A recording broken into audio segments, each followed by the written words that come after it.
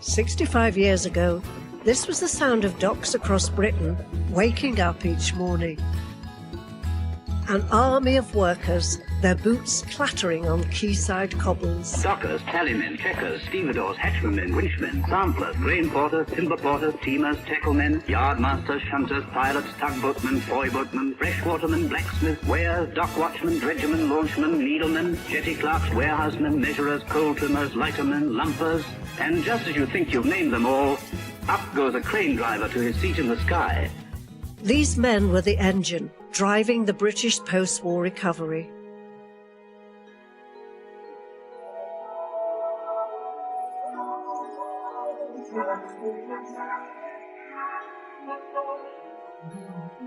Exotic goods, people from far-flung places, and new, exciting influences from across the globe ebbed and flowed through the living, breathing, bustling docks in every city.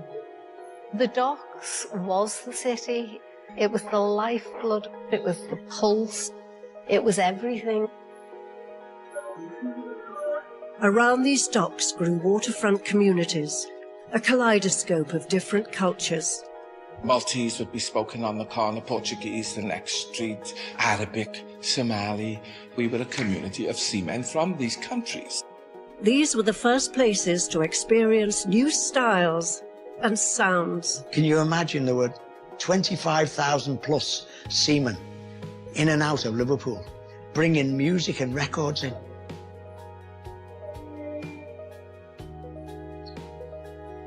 In the 1960s, as Britain underwent a social and cultural revolution, this world would be turned upside down by modern technology. They've got 1,200 containers each trip, and there's not one of them been packed or handled by a docker. Ultimately, these changes would lead to the decline of traditional docks. I never thought for 1 minute that the river would stop as an artery of commerce. The river became dead. But within 20 years, these docksides took on a new life. Today, they are no longer hubs of industry, but places of leisure, culture, consumerism, and for some, desirable places to live. You go to Liverpool today, and it's a totally different city to what I remember when I first started work. It's beautiful. This is not so much a story about the loss of our docks, but their transformation.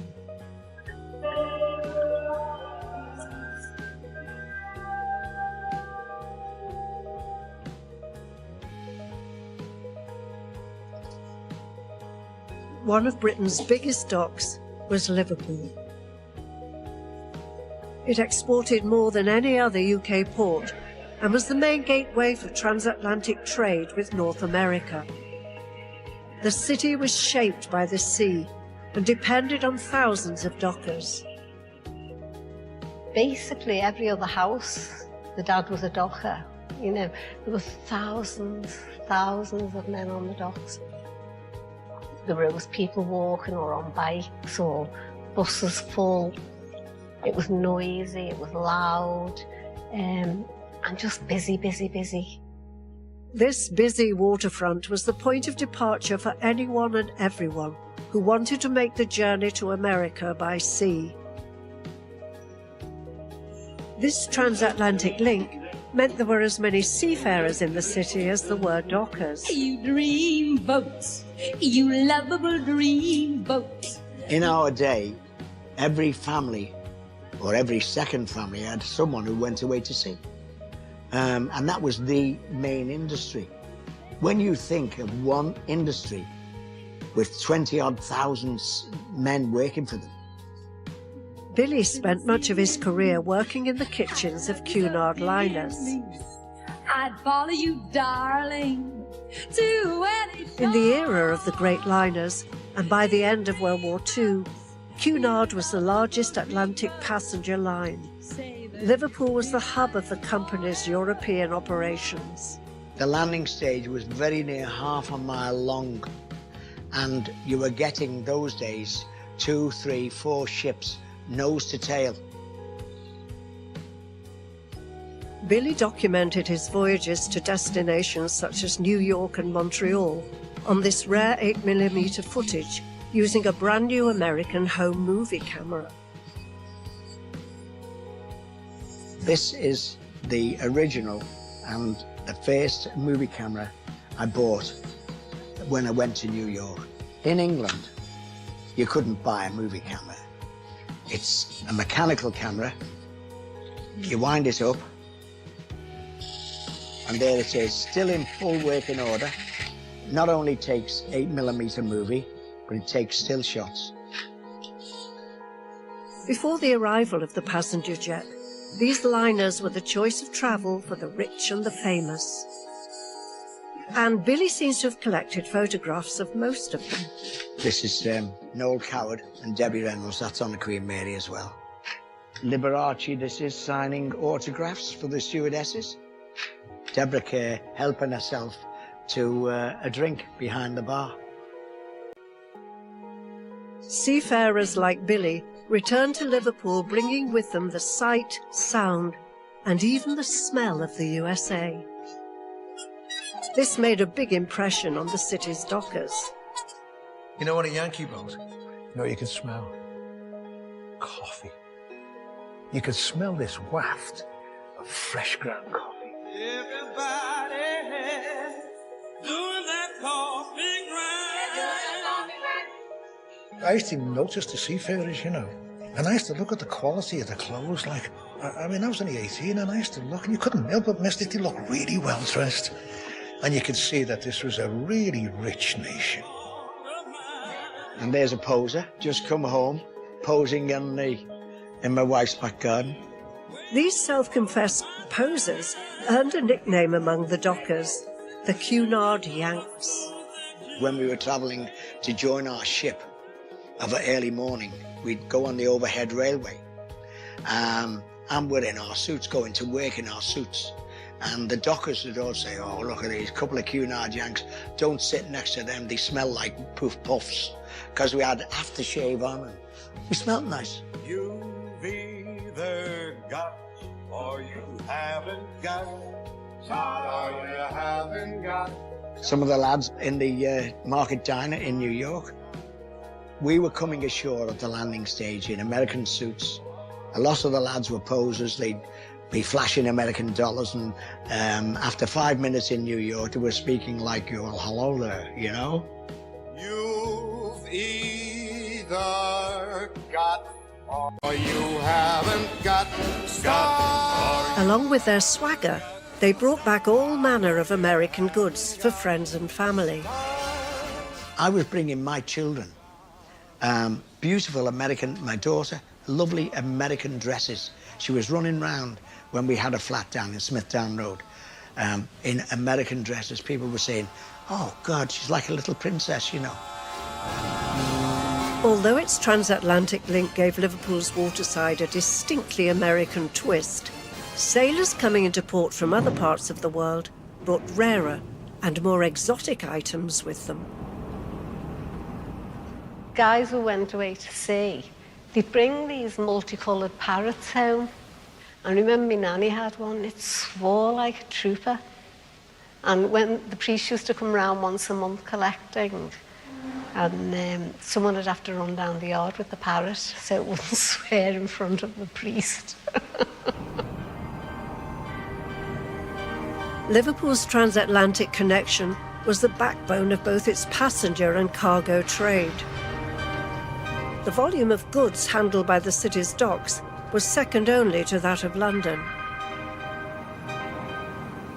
Its sheer scale made London the nation's biggest port.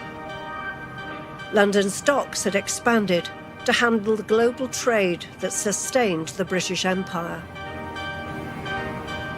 Perhaps the greatest of all the many assets of the Port of London is the group of 5 separate enormous enclosed dock systems with nearly 36 miles of deep-water quays, roughly 520 acres of warehouses. Together they can provide berthage and cargo handling facilities for nearly 200 ships at the same time. By the 1950s, the enclosed docks and riverside wharves that made up the port stretched all the way from Tower Bridge right the way down to Tilbury on the Thames estuary, and they were handling around 60 million tonnes worth of cargo. Once the capital of empire, in the 1950s, the success of London's docks centred on swathes of goods imported from across the British Commonwealth. We had goods coming from all over the Commonwealth into the Port of London. So things like lamb from New Zealand, wool from Australia, tea from India, grain from the Americas, which actually was transported to this very dock where we're at the moment, which was the Royal Victoria dock. And behind me there, you can see Spiller's Millennium Mills, which of course accepted an awful lot of the grain that came into the port and made it into flour. But warehouses along the banks of the Thames were treasure troves of more unusual items too. The world market for ivory is centred in London. Other rare and precious cargoes are housed here too. Ostrich plumes, for example, to grace my lady's fan or her millinery. And here is the complete floor of Cutler Street warehouse, reserved for the storage of valuable carpets from the Orient. Docker turned artist Terry Scales was the third generation of his family to work the London quaysides. He, like thousands of others, handled the cargoes in the same way that dockers had for over a century. It was hard, physical labour. I was sent to help a crack stevedore gang to unload sugar. I thought I'd never survive the day. We had to carry these 200-weight bags out of the coaming of the ship. The sugar turned into treacle as you sweated. The treacle came down your back. It was quite the worst job I ever did, but it was incredibly well paid, and I earned £5 a day. I went home with £25, which was an enormous amount of money for that time. With so much cargo on the move, dockers were in demand. While some items were harder to handle than others, difficult cargo provided an opportunity to earn even more. Some cargoes, such as bananas and fruit, had spiders in them. If the cargo presented a danger to your health, there was an extra rate allowed, but this had to be negotiated. So there was a little sort of hubbub between the more experienced dockers and the manager, who then decided how much you should get for putting yourself in danger.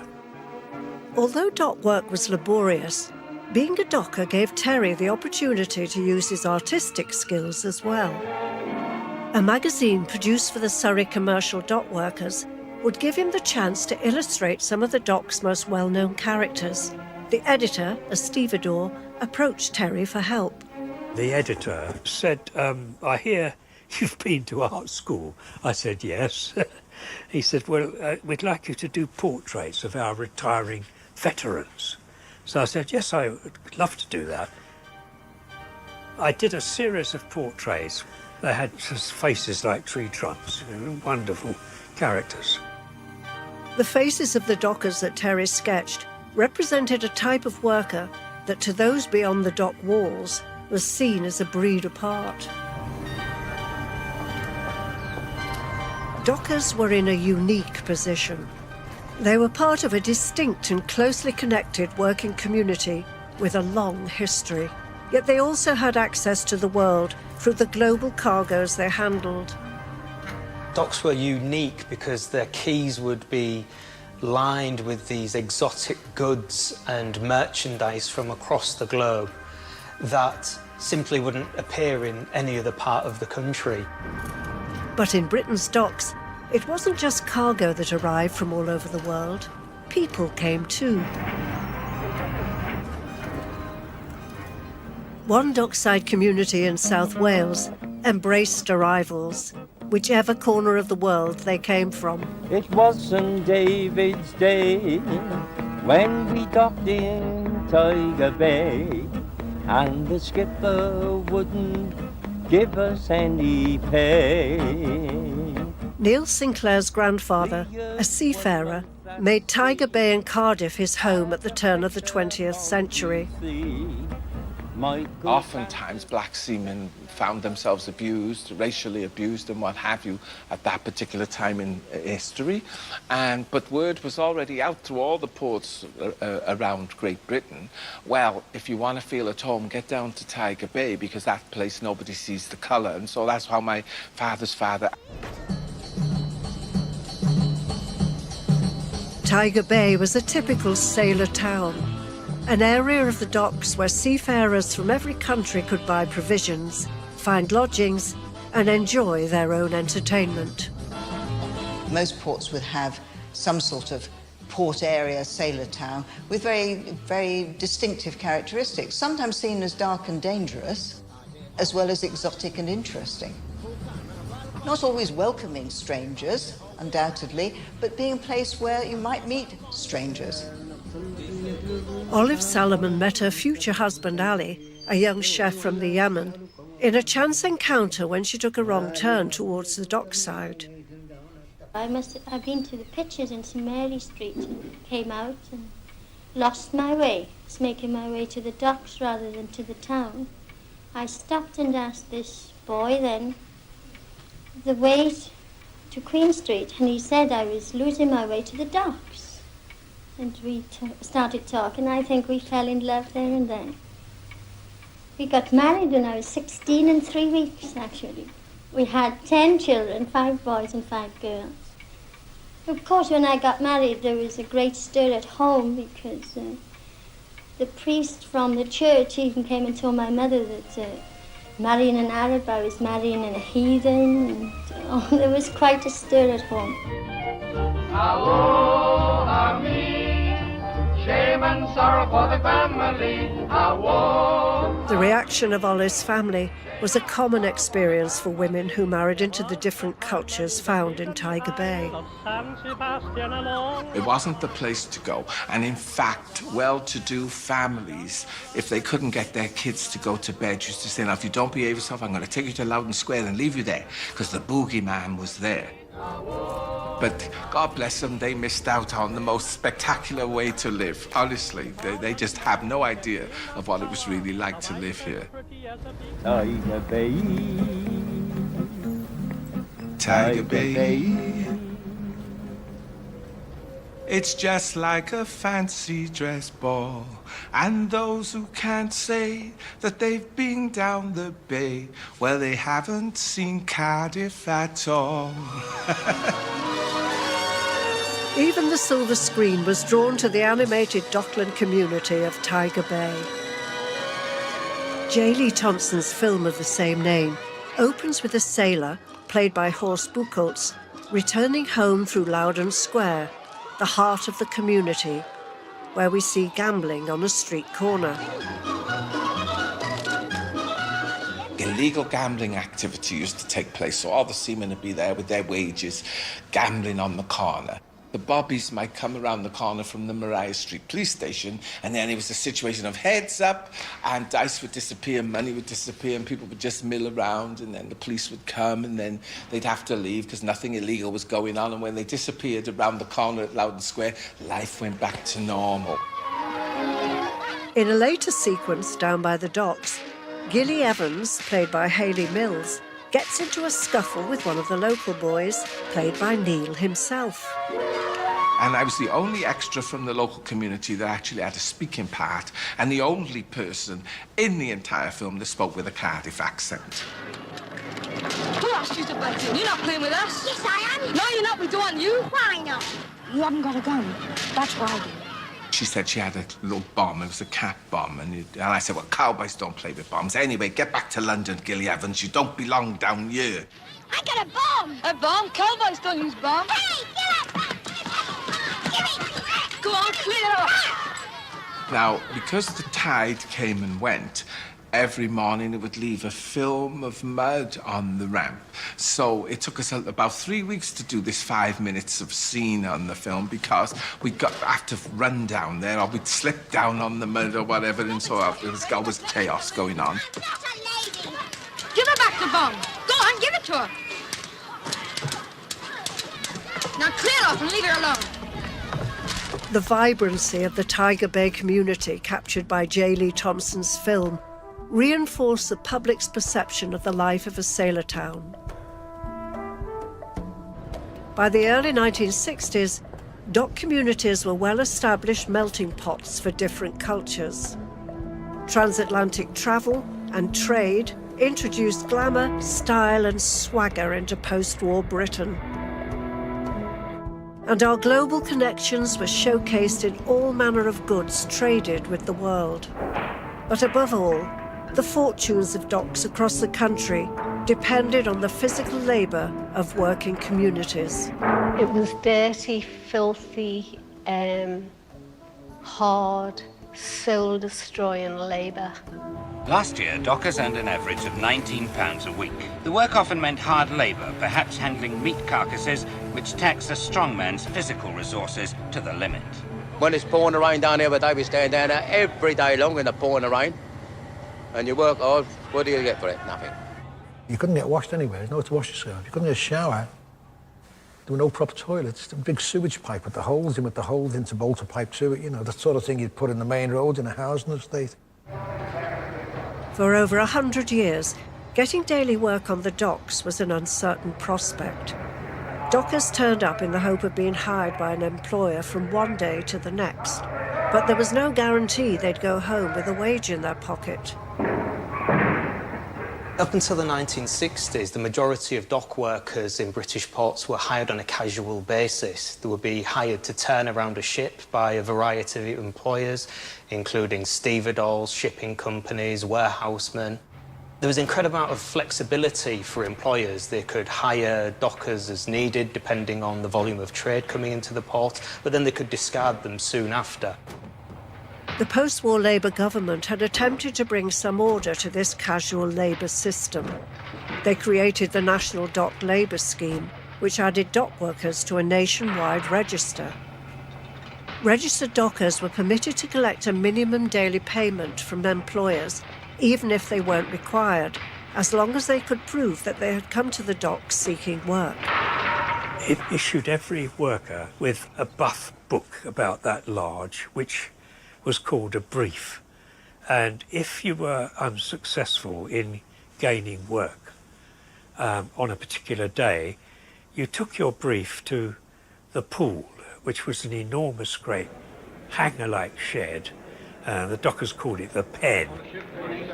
During the slack period, all the dockers and stevedores would have their books stamped, and that guaranteed them half a day's pay. And then they report again in the afternoon and have their books stamped again, which guaranteed the afternoon's pay. Managers appeared to have all the power when it came to hiring the gangs they wanted for their vessels. A bit of a choker, you're standing here like an old dish rag, discarded, you're wanted, you're not wanted, and, well, you're here to sell your labour to the highest bidder, sort of thing. It is near enough like a cattle market. You got work because of who you knew, not because of what you knew or whether you were a grafter or not. Because I remember my dad saying sometimes how Ernie Roberts is the ship's boss, he was a neighbour. I'll probably get work today. This maritime trade was on people's doorstep in ports. They could see dock workers in the streets, they could see fishermen going to sea, they could see the cranes above the dock wall, they could see rows and rows of cargo waiting to be shipped or having been landed. Nowadays, port activity takes place further downstream, out of sight, at container ports, container depots. This is the face of our docks in the 21st century. Mechanised, efficient, and still at the heart of Britain's trade. But here and there, you may still be able to find a docker, though he won't be wearing a flat cap and greatcoat, but a hard hat and high-vis vest. In a small independent port in South Wales, Ron Yates is the third generation of his family to work on the docks. My father, my brothers, they all worked on a dock. My dad worked there for 40-odd years. He started in the early 30s, 40s, whatever it was. I started in 1970. 65 years later, I should be retired. I'm still working. Though there are only a few men in Ron's gang, they're still loading ships by hand in the old way. Just a short distance away in Cardiff, the waterfront that the dockers left behind has been completely transformed. Before the turn of the 21st century, the National Assembly for Wales and Wales Millennium Centre would take pride of place in the former docks. The residential area of Tiger Bay was engulfed by a much larger leisure complex renamed Cardiff Bay. I was born in Tiger Bay, and as far as I'm concerned, I still live in Tiger Bay, even though there are people telling me it's not there anymore. And I'm thinking, how can that be? How can you be born into something, still live in something, and it's not there anymore? And in Liverpool, the waterfront has utterly changed too. You go into Liverpool today, and it's a totally different city to what I remember when I first started to work. It's beautiful. The waterfront's lovely. Glass everywhere, lovely buildings, people living in multi-storey apartments, penthouses. Britain's docks now are as bustling and busy as they ever were, but are no longer the beating heart of our cities. Now inner city docks are not places for hard physical labour, but spaces to relax. They may no longer ring to the footsteps of an army of dockers labouring over their cargo, but they still hum with the chatter of millions of us who today choose to live, work and play down the docks.